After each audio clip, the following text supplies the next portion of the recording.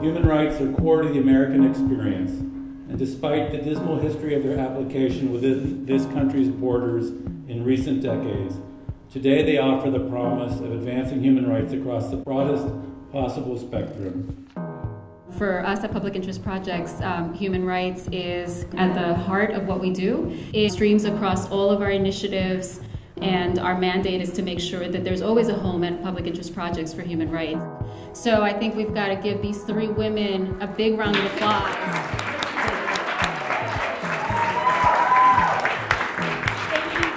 You're welcome. And just finally, we want to thank the grantees to the U.S. Human Rights Fund, some of whom are here and you'll be hearing from. They're an amazing group of people who have been with us on this journey for 7 years. Let's just hear it for the grantees to the U.S. Human Rights Fund. We are celebrating Larry and Dorothy here because they, more than any other individuals, are the genius behind the U.S. Human Rights Fund. No laughter. Together, they organized the first collaboration of foundations and worked tirelessly to create an agenda for building the nascent U.S. domestic human rights movement.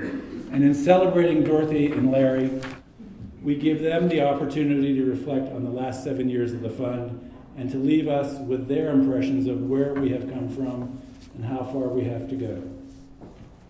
More than the need to fund domestic human rights work, what brought Larry and me together then and now is the shared conviction that for human rights to have meaning for everyone, it must have meaning everywhere, including perhaps most particularly in the most powerful country of the world. If the United States holds itself aloof from human rights, why shouldn't every other government do so as well? But in honoring us, you really honor yourselves.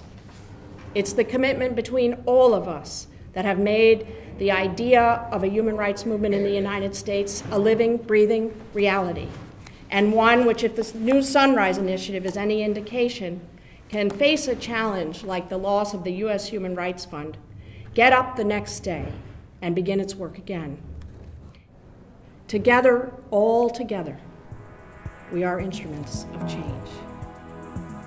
And so thanks to the fund, the network has been working to build just that, a people-centered human rights movement that's led and shaped by the experiences of people most directly impacted by human rights violations.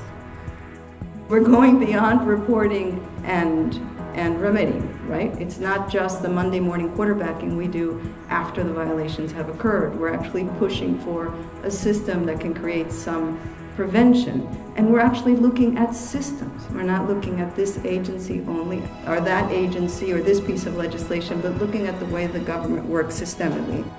I just have to acknowledge everybody here, who really took this initiative under their wings. It was your vision, and I am so grateful to have had the opportunity to get it off the ground. 3.5, almost 4 years later, we have 2 Supreme Court wins under our belt.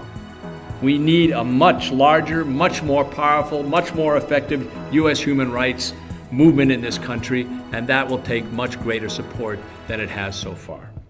The mountain of despair that we still confront is large, and carving hope out of it is going to take every one of us. So thank you very much for coming, and let's get on with the work.